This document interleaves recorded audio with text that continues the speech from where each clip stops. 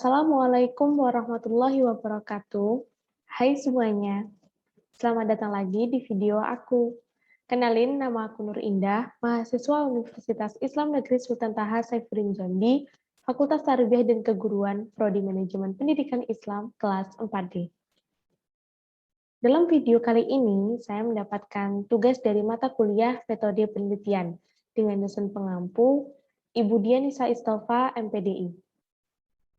Nah, pada materi kali ini saya mengambil judul tentang landasan teori, kerangka berpikir, dan pengajuan hipotesis.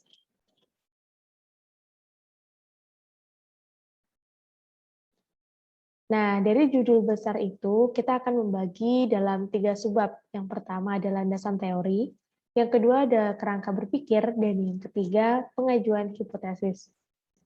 Yuk kita bahas satu persatu. Nah, dari landasan teori tadi dibagi lagi menjadi 6 bagian. Yang pertama ada pengertian teori, yang kedua ada fungsi teori, yang ketiga ada macam-macam teori, yang keempat tingkatan teori, yang kelima fokus teori, dan yang keenam deskripsi teori. Kita akan membahasnya satu persatu.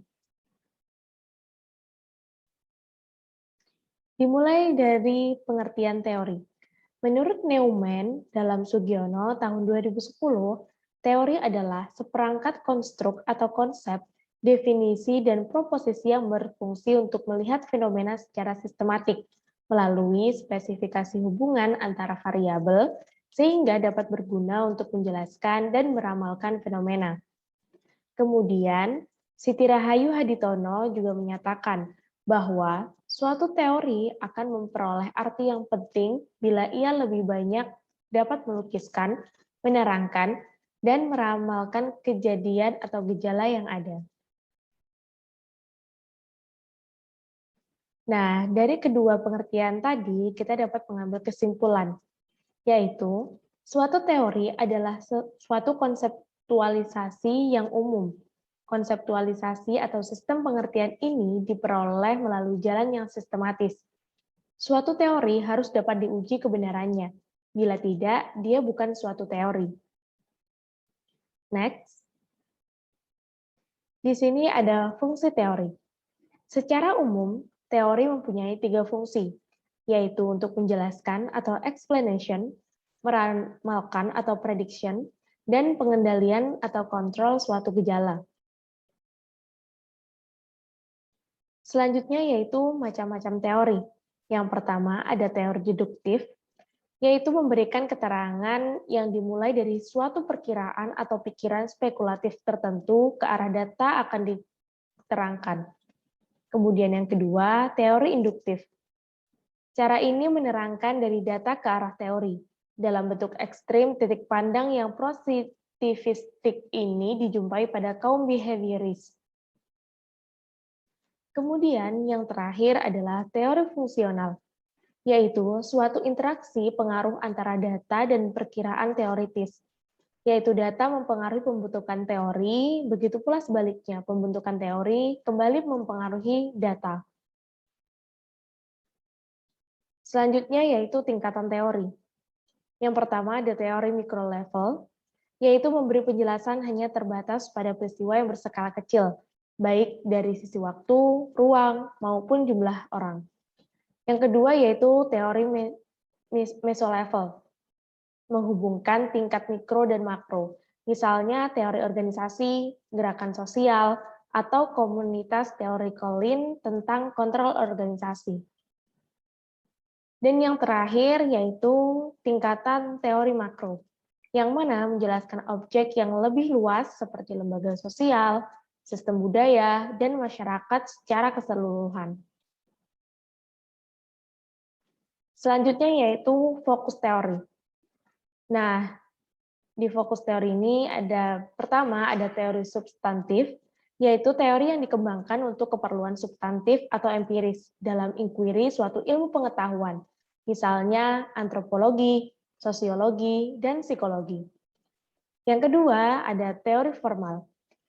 Teori untuk keperluan formal atau yang disusun secara konseptual dalam bidang inquiry suatu ilmu pengetahuan. Misalnya, ilmu pengetahuan sosiologi.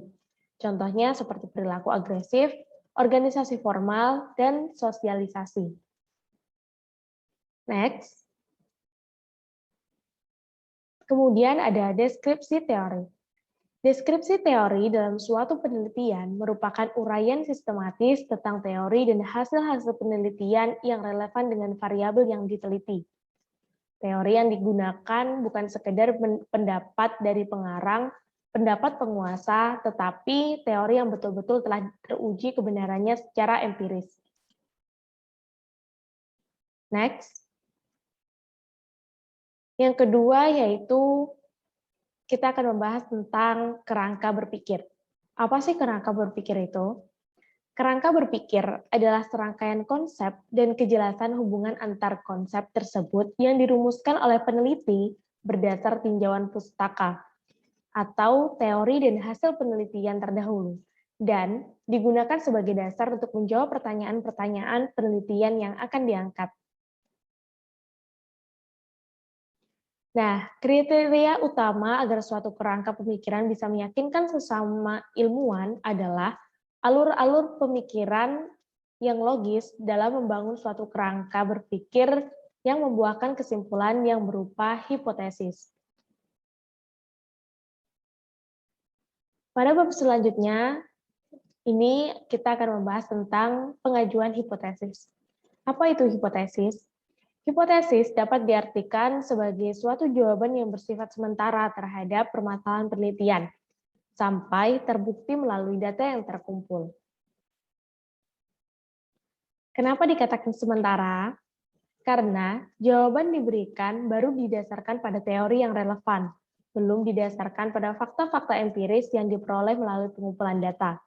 Jadi, hipotesis juga dapat dinyatakan sebagai jawaban teoritis terhadap rumusan masalah penelitian, belum jawaban yang empirik.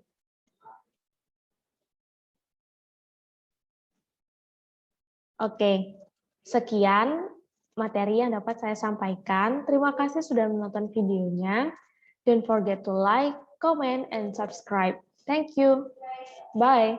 Assalamualaikum warahmatullahi wabarakatuh.